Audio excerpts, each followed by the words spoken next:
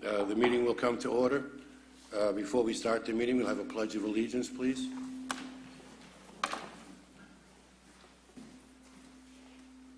pledge allegiance to the flag of the United States of America, to the republic which stands one nation under God, indivisible, with liberty and justice for all. Thank you.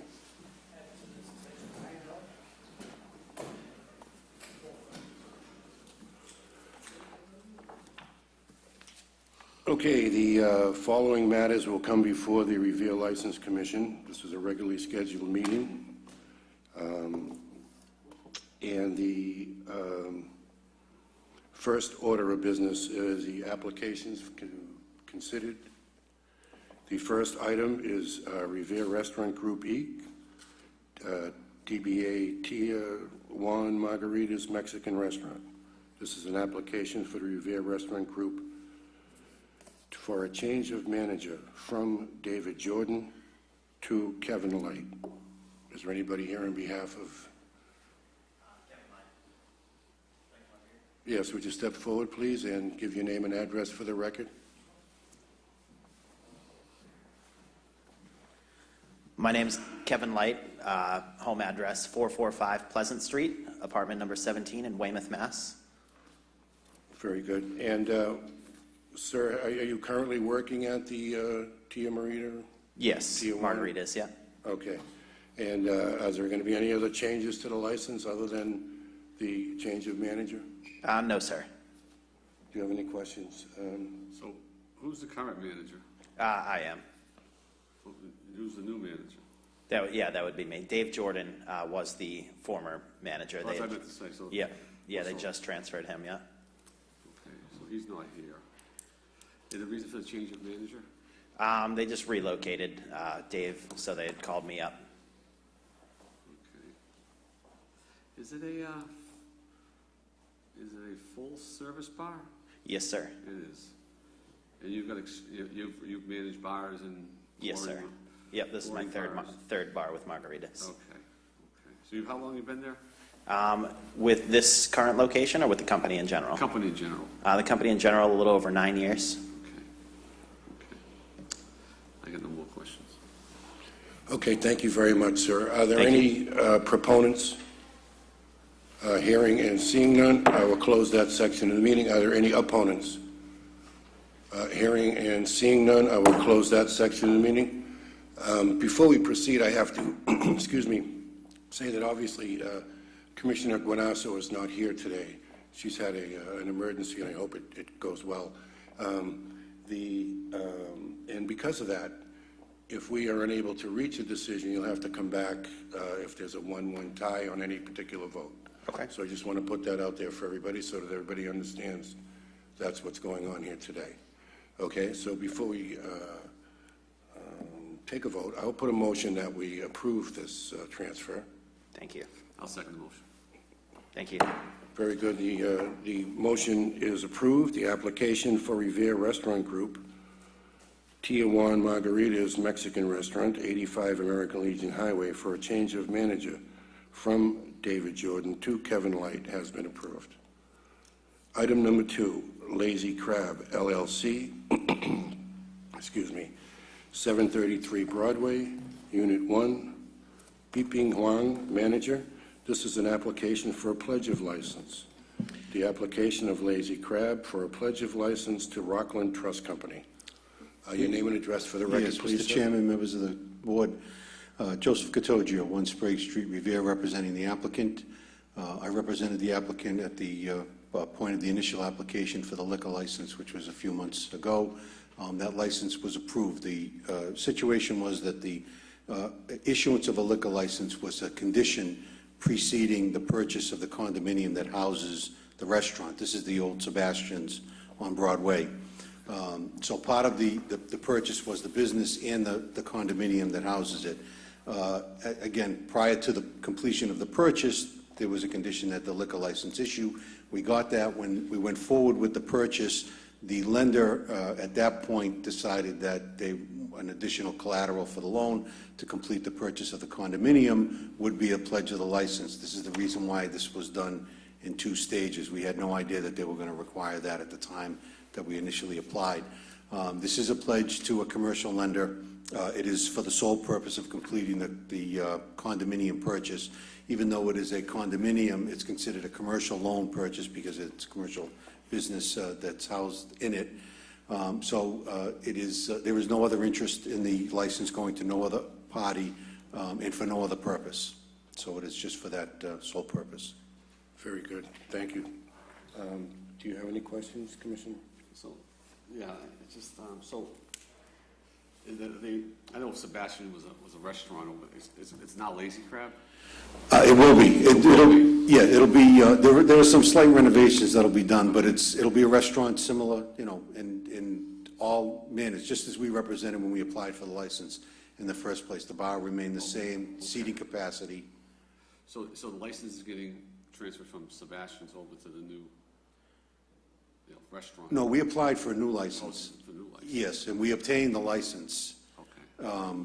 Like I said, a few months back, it was a new license that was applied for. Sebastian's, unfortunately, because of the death in the family, the license lapsed, so we weren't able to Oh, so the other transfer. one, okay. Right. All right, very good. So there'll be no other changes to the license other than the pledge? Nothing. Okay, No other very good. changes. What's Thank when's it opening? The stages are that now, once, if and when the pledge is approved, there are funds that'll be released that'll complete the purchase, and then there is some minor renovation schedule that'll go forward immediately, and we'll hope to, look at an early spring opening. Thank you very much. Thanks. We'll close that section. Are there any proponents? Hearing and seeing none, we'll close that section. Are there any opponents? Hearing and seeing none, I will close that. I will make a motion that we approve this transfer. Yeah, I'll second the motion. The pledge, actually. I'll You second the motion? Very good. The application for a pledge of license of Lazy Crab LLC for a pledge of license to Rockland Trust has been approved. Thank you very much. Item number 3, Espo Enterprises, Inc., 22 Witten Avenue, Extension, Gerald Esposito, manager. This is an application for a change of officer for a Class 2 motor vehicle dealer license.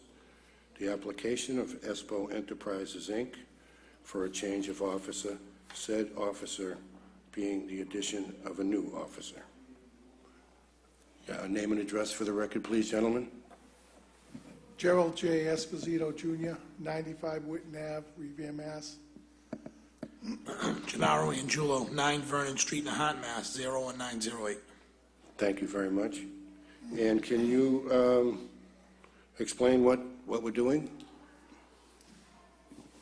I'm retiring, Okay. so He's going to stay on part-time. I'm going to and stay do the on, books yeah, with but me, file the papers with the registry, the state officials, and he takes care of the checkbook, but I'll be primarily responsible for the business.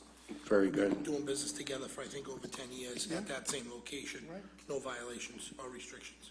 Very good. Do you have any questions? So it's an existing used car, used car area, so it's basically you're just gonna be running it day to day? Just changing the offices. Where is Spot- this? Spots. That's the old Fowler Marine where GJ Towing operates, Okay. right on the Lynn line, near the GE Gotcha, Bridge. gotcha, gotcha. Yeah, okay. I have no more questions. I'm good. Very good. Well, thank you. So there's going to be no other changes to the license, just the change from you, He's gonna be the Mr. president, I'm gonna be Esposito, the secretary. to Mr. Angiulo. That's going to be it. That is correct. Very good. All right, thank you very much. I'll close that section of the meeting. Are there any proponents out there? Hearing and seeing none, we'll close that section. Are there any opponents out there? Hearing and seeing none, we'll close that section. I will make a motion that we approve this I'll second the motion. change of officer. Very good. Thank you. The application for a change of officer for a Class 2 motor vehicle dealer license is approved. The application of Espo Enterprises, Inc., Gerald Esposito, manager, for a change of officer, and change being the addition of Mr. Angiulo and a new officer, has been approved. Thank you very much. thank you.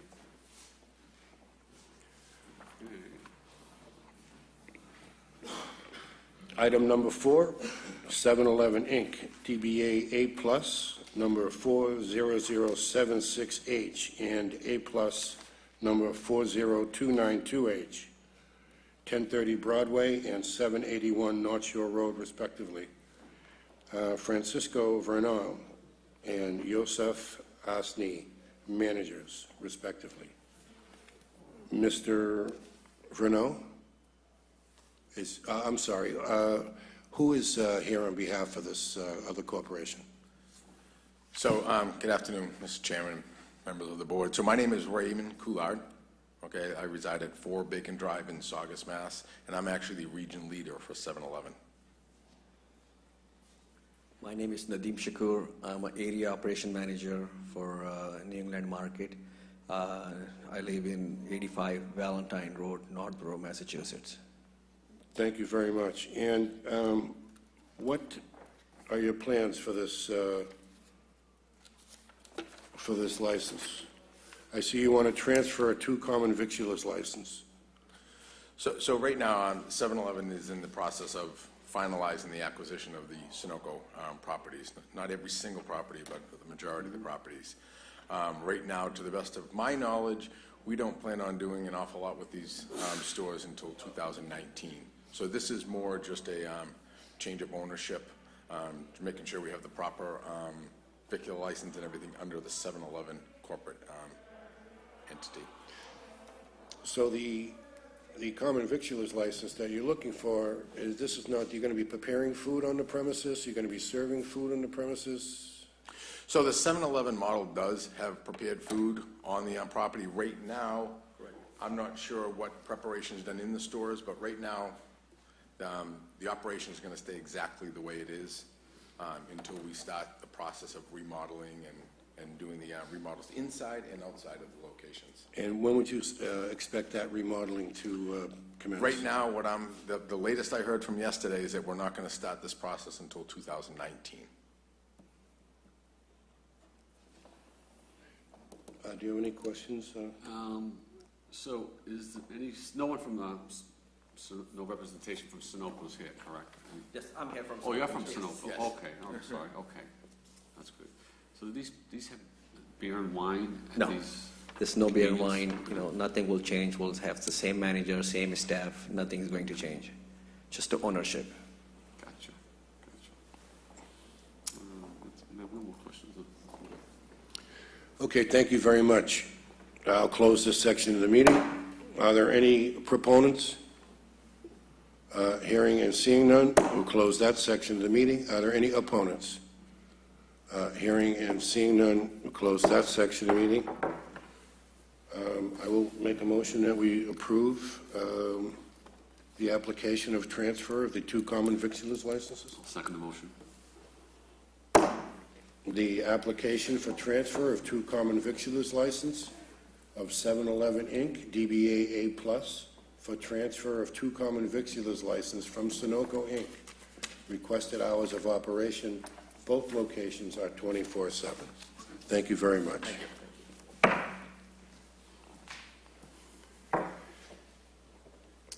you. That'll take care of the applications for consideration. The next section of the meeting will be hearings. The police officer's here, so we'll take that out of order, okay, to make sure it's quiet first. This might be quick, though. This first one. No, I don't think so. No? Okay, Okay, very good. that's fine. So we are going to take the items out of order right now. We're going to take item 6 first. MFRP Corp., DBA The Squire, 604 Squire Road, Peter DePisa, manager. This is a hearing into possible violations of law and regulations stemming from an assault and robbery at that location. Yes, sir. Your name and address for the record, please. Peter DePisa, 5 Kilmarnock Street, Wilmington, Mass. Very good. Mr. DePisa, what can you tell us about what happened at this particular incident from your perspective? I was in the office counting money, so when I went downstairs, the police officers had the guys in custody and handcuffs in the liquor room. Very good. If you don't mind, sir, Why don't we hear from the police officer, since he was on the scene? That's fine. He can probably tell us both. Officer Internicola, if you'd like to come and tell us what happened here. And your name and address for the record, please. Good afternoon, Joseph Internicola, Sergeant Revere Police, 400 Revere Beach Parkway. Is that all right if I use that address? Thank you.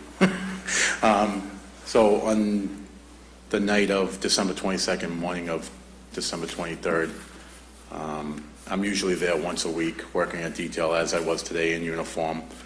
Shortly after 1 in the morning, someone brought to my attention the fact that there was a fight at the other end of the bar near the bathrooms at one of the benches and tables. So myself and the other officer that were assigned to that detail, who's an officer Ahern, immediately went down there with several employees to break up the fight, in which we did so, but one of the combatants got up from the ground and must have grabbed the bottle because he didn't have it when he was on the ground, and swung around blindly and struck me in the back of the head.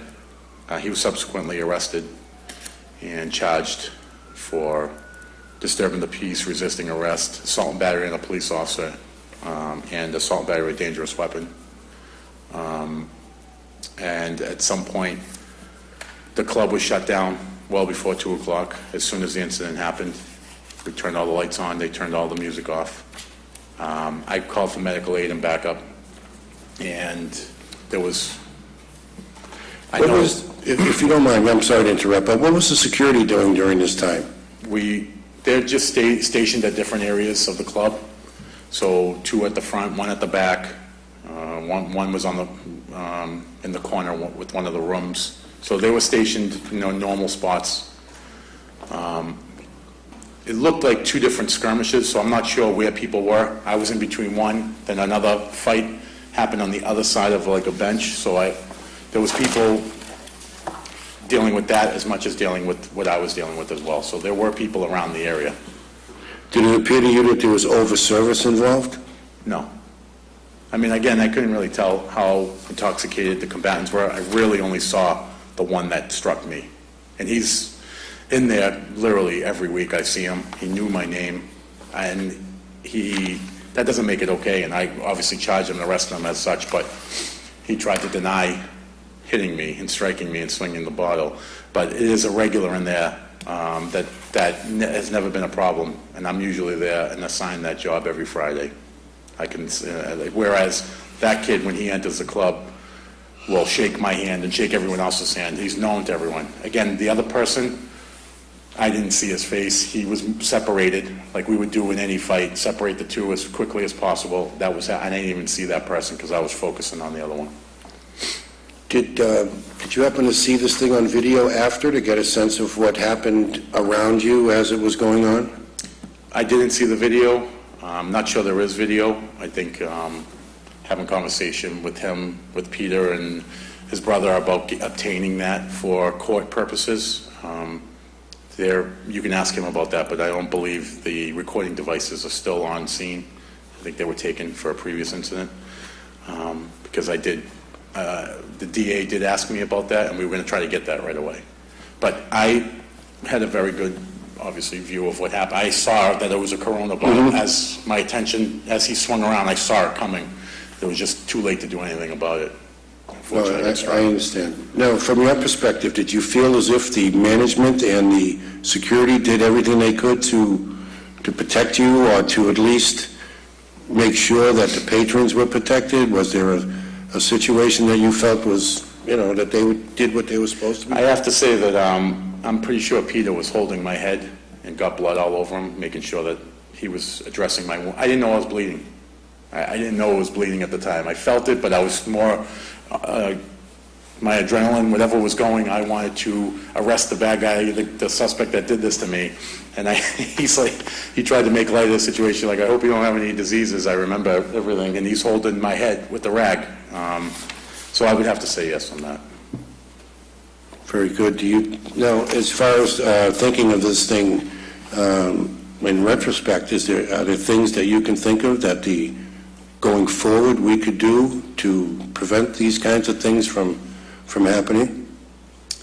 There was two of us there. Maybe one of us should have been the other end. We were together, chatting a little bit. And normally, at the end of the night, around 1:30, I'll send the other guy down there, or vice versa. Maybe we should do that a little bit sooner on our end. I think that having two guys down there is, unfortunately, when it's busy on the weekends like that, is a necessity, but that may always not be a luxury. People not always working, whether it's a Pats game or whatever, but having two guys there and having them separate on either side of the room and making sure that there's a police presence there and people know that is probably, on our end, what we could all collectively do. Along with his staff that's usually down there, he should be posted with the police officer. Would you think that an additional police presence would help? Would an additional officer have helped in that situation? Are there things that can be anticipated going forward? I think two guys would be suffice. I really do. Like I said, one on one and one on the other. I'm not sure much more could have happened. Again, I believe the suspect was losing a fight and saw an opportunity to grab a bottle and try to swing at the person that was hitting him, and which was a bad call. He banned him for life the minute, as soon as we arrested him, before he left. You're never allowed back here again. And that's taking proper precautions. We informed him at the station as well that he was trespassed. It's hard to predict someone, especially someone like him, who's a regular, who's in there all the time, is going to be a problem. I didn't see it coming. I'm sure he didn't. Fair enough. Do you have any questions, Commissioner? So the tape, you said that there's no tapes available? The video camera's on? The last incident, they took the DVR. We have a borrowed DVR that only records 4 cameras, so we chose to record 4 outside because that's what they advised us to do. So, moving forward, so there's nothing inside right now? Correct. We do have cameras. We can watch if somebody's in the office, but there's no recording. No recording. So you have no cameras inside the place right now? No, we have 16 cameras. Whether they work? They all work. The DVR only records 4. So the DVR only does 4? Correct. So you really only have 4 cameras in there? 4 cameras that are recording, correct. Right.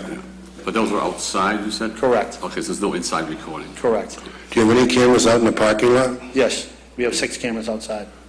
Any of them connected to the 4 that work? Yes.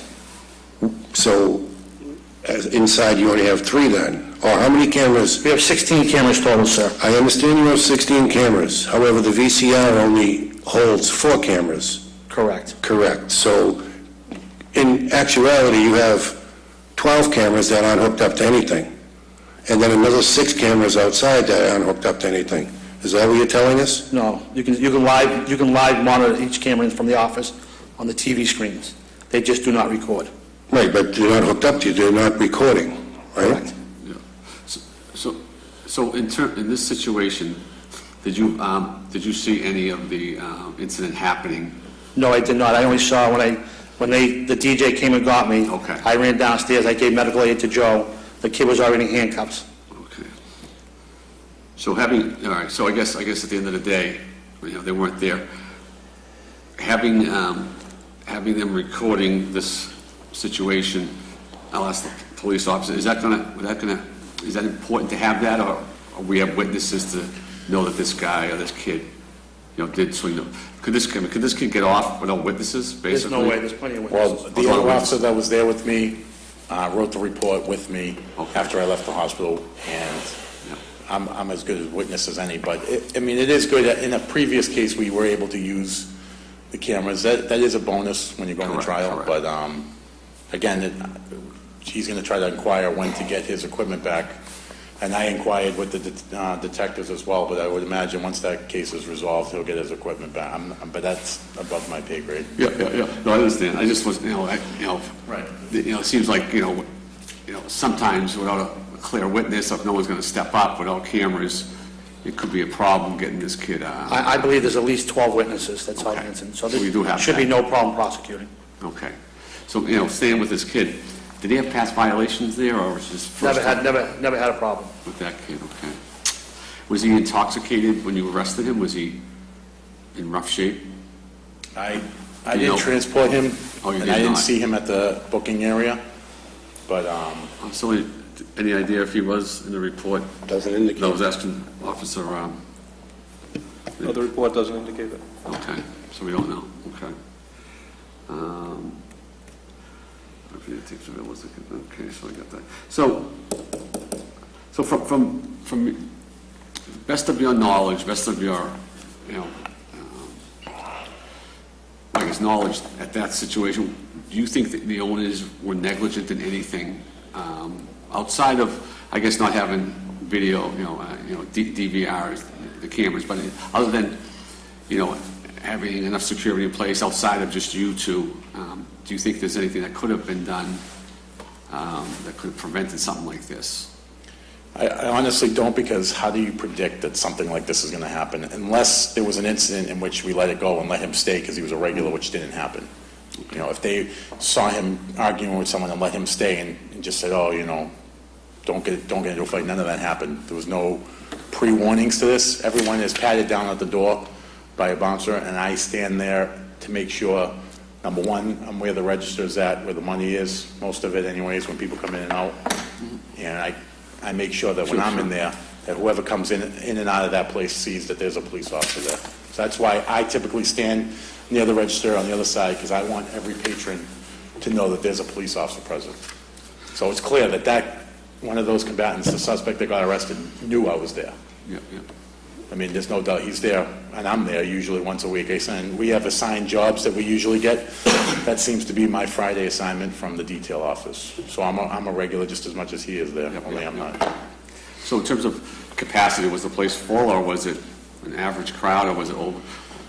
I wouldn't say, it was definitely... It's never at capacity, so it was probably an average Friday night. Average Friday night. I would say there's about 100 people in the place. Okay. 100 people? Yeah. So what happened at 1:20? What time do you usually stop serving? What, 1:30? We stopped, the last call was 1:30. Last call 1:30, okay. And we turned the lights on at 10 of 2. Everyone's out of the building by 2 o'clock. Parking lot's cleared by 2:15. All right. So I guess the question I have now is, all right, what happened. Moving forward, what are we looking to minimize an altercation like that, or limit the violent part of it in terms of some of those are weapons when it comes down to it, the glass, and if they didn't have weapons, but a broken bottle is a weapon at that point. So what are you thinking about moving forward? I think that's on the judicial system. I mean, they have to make a punishment fine enough. They allowed that kid to get bailed out that night. I don't know how. Well, in terms of the bottle itself, I mean, we're looking at maybe... I don't know if there's any way to stop it. Going to plastic, going to cups. They don't have plastic for on-premise operations, but, I mean, you can't make plastic bottles with a champagne bottle, a wine bottle. So I think it was an isolated incident. Okay. But in terms of the beer bottles, could you go plastic? Or They don't have plastic for on-premise. how about full plastic cups? Would that not fly? We're trying to become an upscale gentleman's club and get a higher clientele than to worry about, people putting weapons. So I think it's going to lower the establishment on plastic. I have, excuse me one second, I just have one quick question. How many security personnel did you have on that night? We had 6 security staff, plus myself at 7, and the DJ, if we really needed someone, would be 8. And we have a bar back that would be 9, plus 2 police officers. Now, the security staff, are they, I know that there was an incident back last year or the year before where there was some recommendations made regarding what was going to be going on with the security staff. Specifically, there was some training that was to be happening with an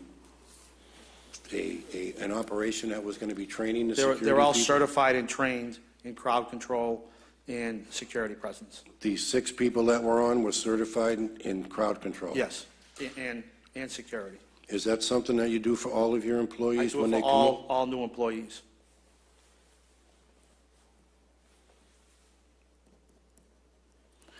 I'm interested in your thoughts about, we've been thinking about perhaps that maybe beer bottles are not suitable for being out on with the general public, that perhaps plastic cups would be more in line with safety and to prevent things like this from happening, to to Officer Antonicola again or anybody else in the future.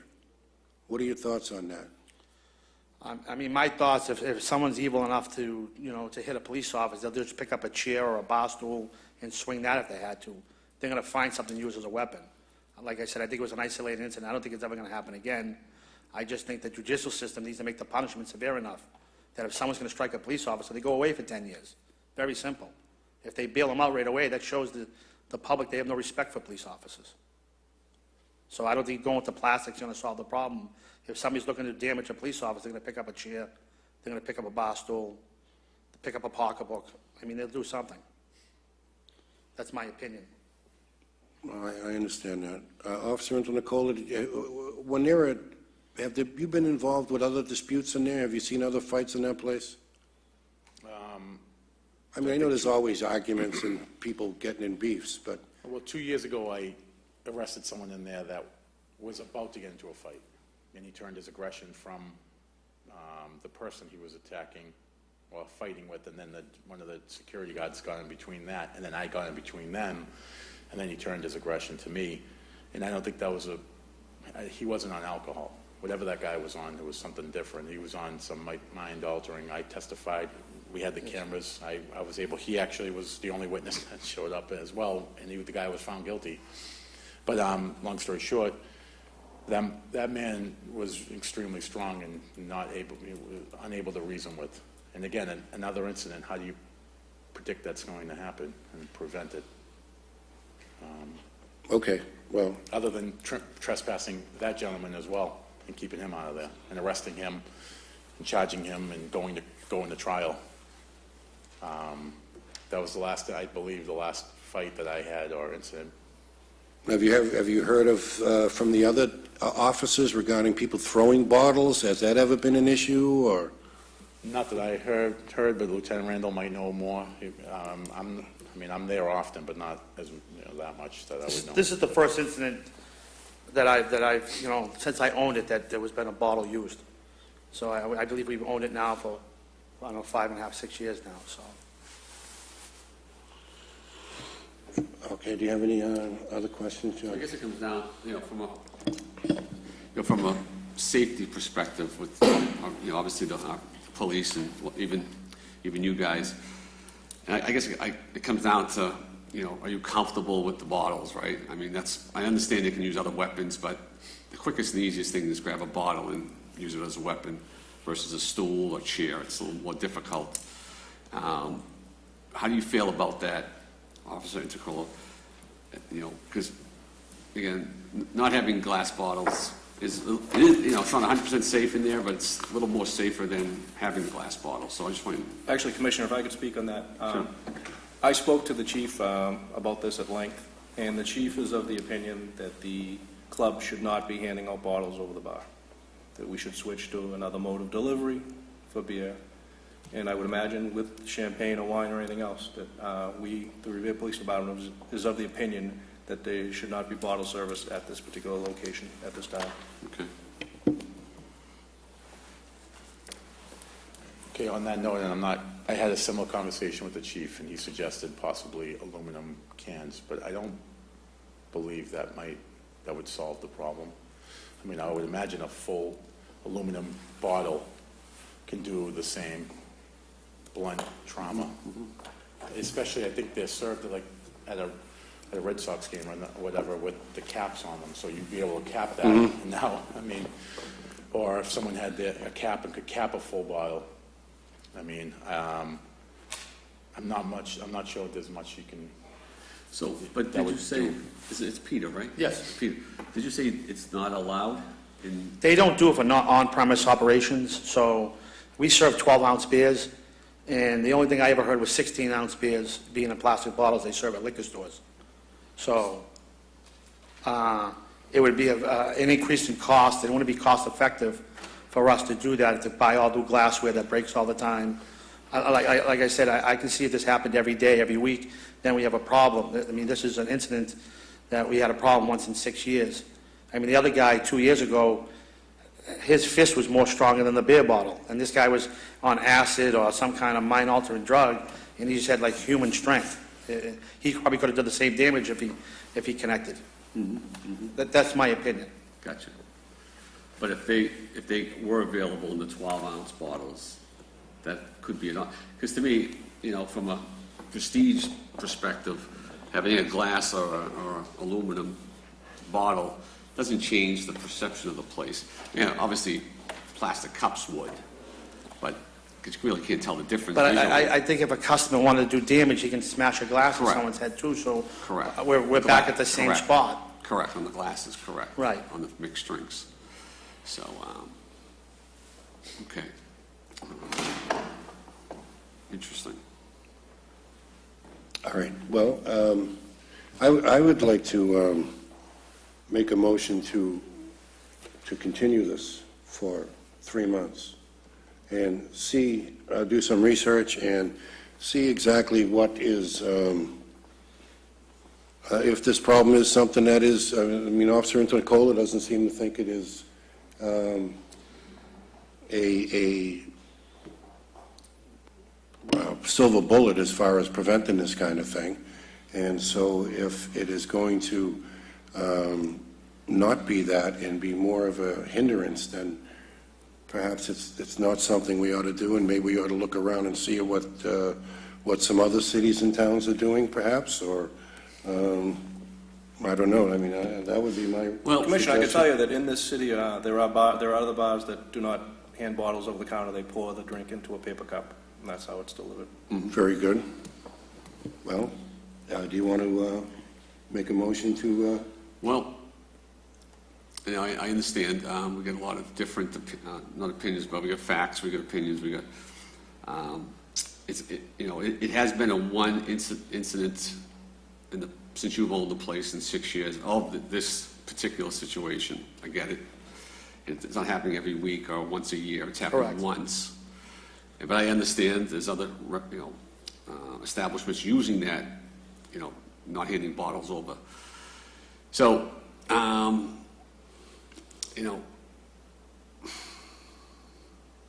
think I want to table it, and without having my other colleague here to discuss. Very good. She's a very, very, she's been involved in this a lot longer than I have, and she provides a lot of value to this board, and she's not here to comment. So I'd like to hear what she has to say, and possibly maybe, come back here next month to discuss. You guys come back and discuss preventative measures, and maybe including. That's fine. Because I don't want to just make a decision without thinking things through. I'm very methodical when it comes to that. I like to think things through and not just. And Lieutenant Randall, that's the first I was aware when he just brought it up. It throws a whole new piece of information into my thought process. So, without further ado, I'd rather just table this to the next meeting, and hopefully another incident doesn't happen in the next 30 days. But I'd like to have you come up, if that's okay, and come back with any potential remedies, that you may come up, we didn't think about today. That's fine. And I understand from a financial standpoint, it's more money. I get it, but safety does come first. I'm sure you understand that. If you could come back with some type of a cost analysis of what that would cost you to put them into bottles, that might be, to put them into a plastic cup, that might be something that would be helpful. Okay. Okay, so what we're going to do is I'm going to make a motion to continue this for 1 month, and then you'll come back at our next meeting. Hopefully, you'll have a full complement of commissioners, and we'll be able to come up with something reasonable and that we can all live with. Okay? Thank you. Do I have a second on that? I second that motion. Very good. So we're going to continue this until our next regularly scheduled License Commission meeting. Thank you very much, sir. Thank you. Well, there was one other incident, wasn't there, in the parking lot? Yes, there were, that kind of comes under the part and parcel of the same thing, I think. If I can briefly speak about that. Sure. I haven't seen the police report, but it's 100% a falsified police report. I don't know who wrote it, but there was at least 15 police officers in that parking lot up until 3:30 in the morning, and every customer was cleared. So if this guy got robbed in front of 15 police officers, we have a serious problem. Again, I would take that as, good information, but the lack of a security camera out there puts you at a kind of a disadvantage on that, doesn't it? Well, no, there is a security camera. There's none that are hooked up to anything. No, the DVR's Yeah, outside. there's four cameras on the outside of that building. Are they hooked up to a VCR? Yes, they are. DVR, yes. So do you have film of this? I have to go back and check, but we should. Sure. Robert DePisa, 3 Zaloga Way, Middleton, Mass. I'm also one of the owners of the club. Usually when one of the detectives calls me about an incident that happened, whether it was our parking lot across the street, I go back in the DVR. The temporary DVR that we have goes back 5 days maximum, because he did call me about Officer Nicola's incident. I went back. It went back 5 days. He had called me like 10 days later. I couldn't go back that far.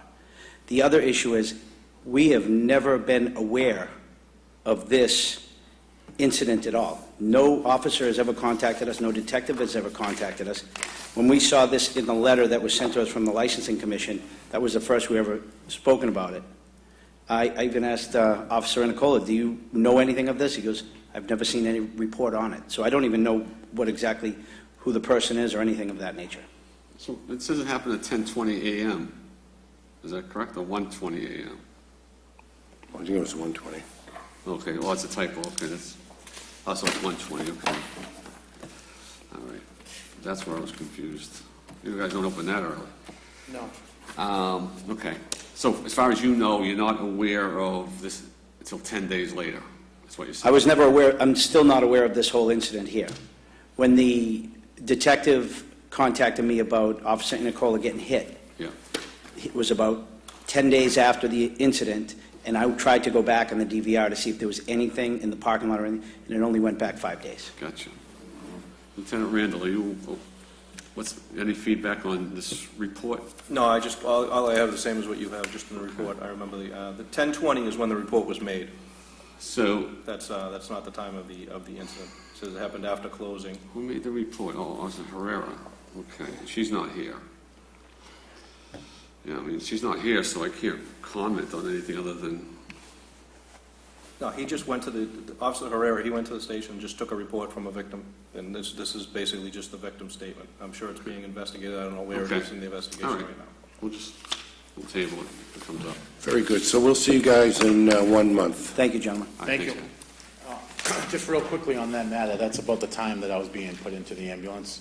And what I did hear over the radio was that I think every unit in the city was sent there because when they heard me call for backup, they Right. sent not only the Revere units, they contacted state police, Saugus, Malden showed up. There was a Malden canine there that I saw as I was getting into the ambulance. So the parking lot was flooded and cleared.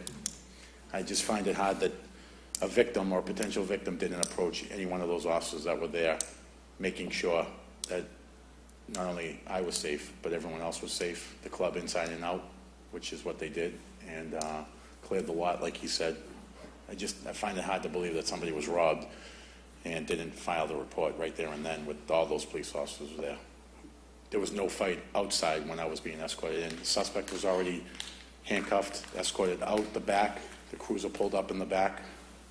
That put him right into the back of the cruiser. Sure. And severe icy conditions that night. So I can't see how this could have happened on that particular night in lieu of what took place with me in the presence of police from multiple jurisdictions there. But that's just my And opinion. you're doing okay now? I'm okay, yeah. Oh, good. That's most important. Thank you, Sergeant. Thank you. Thank you, Mr. DePisa. Excuse me.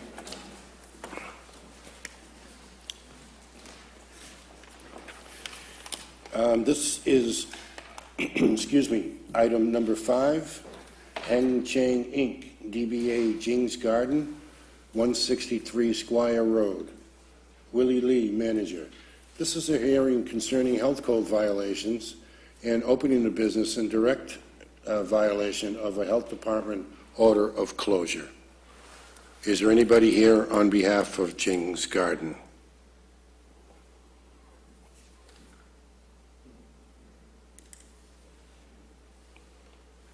Hearing and seeing no one,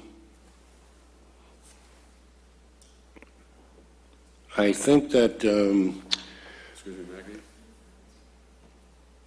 Sir, are you for Jing's Garden? I'm the food inspector for the city. Oh, okay, I'm sorry, I didn't recognize you. You want to come up and introduce yourself? Michael Wells, I'm the food inspector for the city of Revere, 249R Broadway. Nice to meet you, sir. Nice to meet you. What can you tell us about the Jing's Garden situation? I performed a routine health inspection on December 6th, at which time I ordered the restaurant closed at 3:30 p.m. on that day for serious health and sanitation violations. I did a follow-up inspection on December 12th, and then again on the 19th with the fire department deputy chiever, as they had some issues with their Ansel system. On that day, they performed a Ansel system test with a balloon test, and the deputy signed off on that with a pass. The manager / owner of the establishment called me a couple more times to come down and do a reinspection to get him open, which I did. And when I asked for pest control reports, he hadn't had any in about 5 months. So I ordered him for a pest control company to come in prior to me reopening the establishment. He had a pest control company come in. I verified, he said, the pest control gentleman sent me via email a copy of the contract and the pest control report, which stated severe sanitation violations. There was rodent activity in the building as well. He asked for him to, with the shop vac behind all of the equipment, to clean up all of the droppings that were behind there, as he wouldn't be able to tell if they were new droppings or old droppings that were already there. Fast forward to December 26th, leading up to New Year's Eve, which is one of the busiest holidays for a Chinese food restaurant.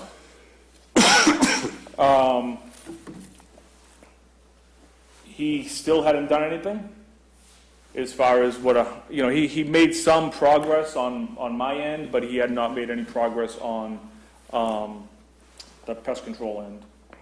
So I had a conversation with him. I told him, if you get this done, we'll make sure that you're open for, the New Year holiday. Not here to hurt anybody.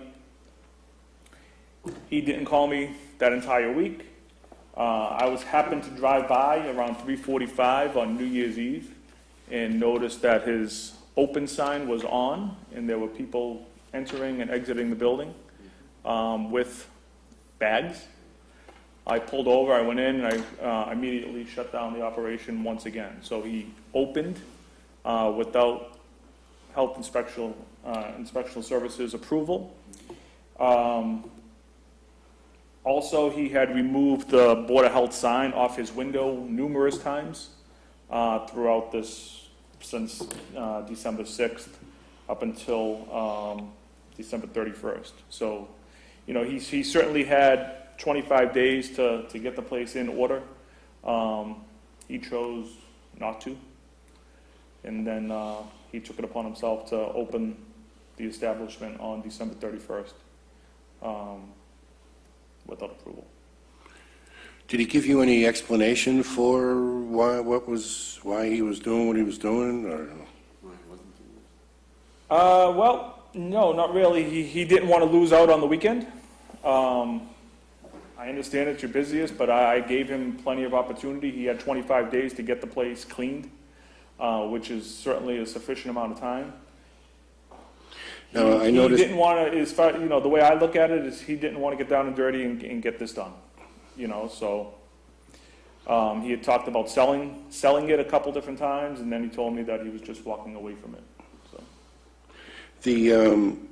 the photographs look pretty.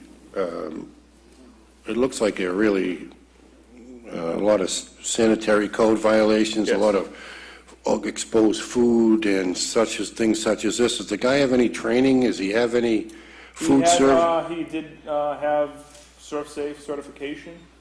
But,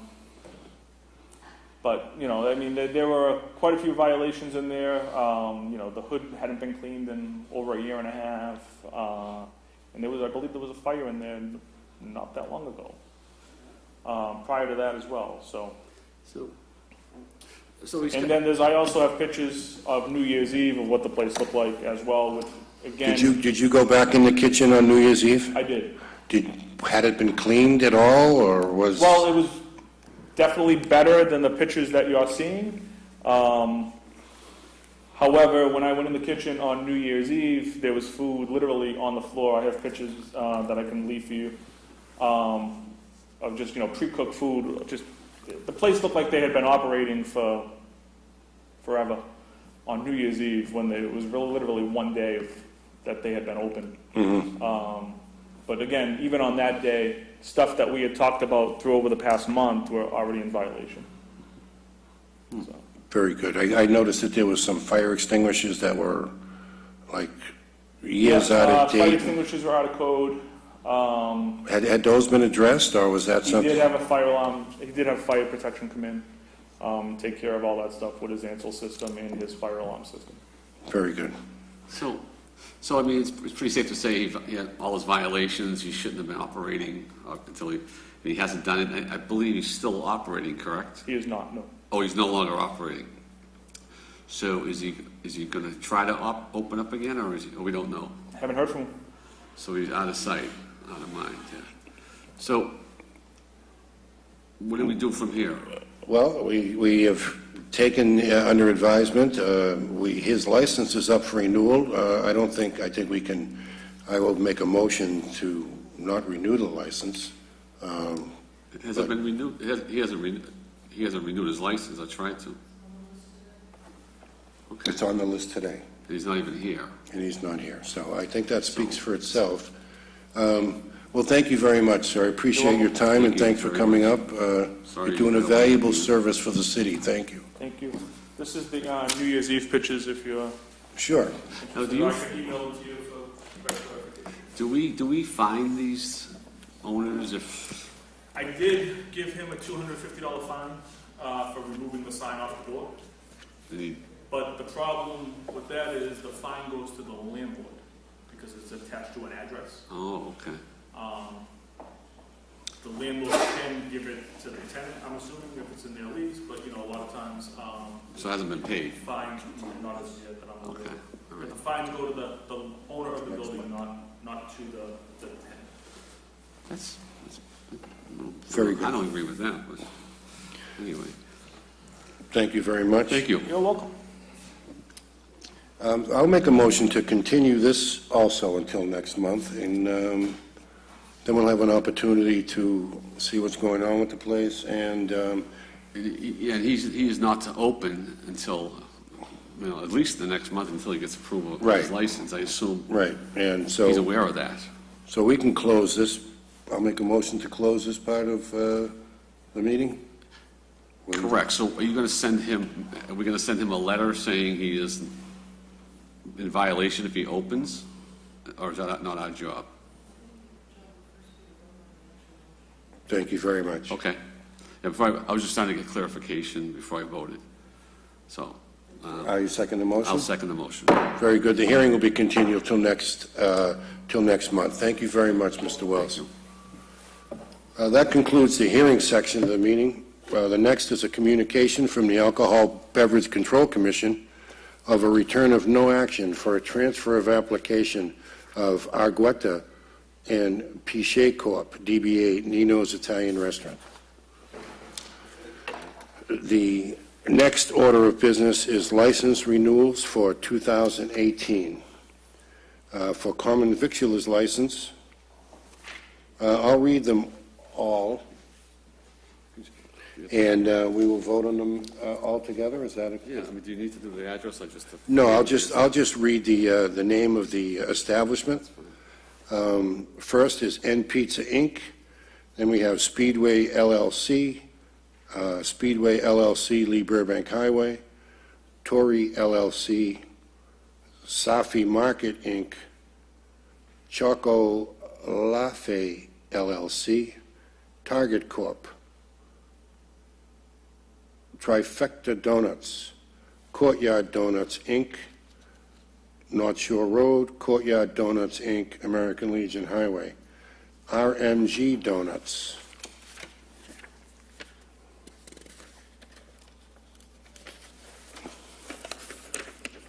Excuse me. The Del Hellenic Company. Baja Inc., Justin Donuts Inc., Mehrun Islam, DBA 711, RDG Martone Inc., DBA Figaro's. And that is it for the common victulars licenses to be approved. I will make a motion that we approve all of those common victulars licenses. Yeah, we didn't name Jing, so, okay. I second the motion. The next are entertainment licenses, RMG Donut LLC and Baja Inc. Those licenses, I'll make a motion to approve the entertainment licenses of this. That motion. Precious Metals and Jewelry, the Jewelry Box Inc. And also for secondhand dealer, Jewelry Box Inc. and pawnbroker, Jewelry Box Inc. I'll make a motion that we approve those renewals. I second that motion. The parking lot, a DTG Operations Inc., DBA Thrifty Car Rental. I will make a motion that we approve that. I'll second the motion.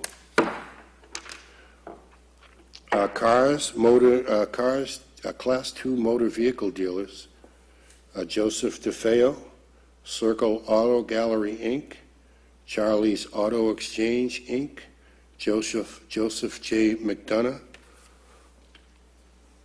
Avitus John Nakashian, Surab Rob Nakashian, The Hertz Corporation, Bob's Auto Body Services, Ltd., Toria Al-Fahadi, DBA Wonderland Auto. I'll make a motion that we approve those Class 2 motor vehicle licenses. I'll second that motion. For Lodging House, R House 2 LLC. I'll make a motion that we approve that. I'll second the motion. And I would make a motion that we continue Jing's application for renewal till next month and put it on with the hearing. I'll second the motion. And I believe that concludes the business for today. Is there a motion would you like to make a motion to adjourn? Make a motion to adjourn. I will second. Oh, I'm sorry, we can't do that yet. The next meeting would be the third Wednesday, February 21st, 2018. I will now second that motion to adjourn. Thank you very much.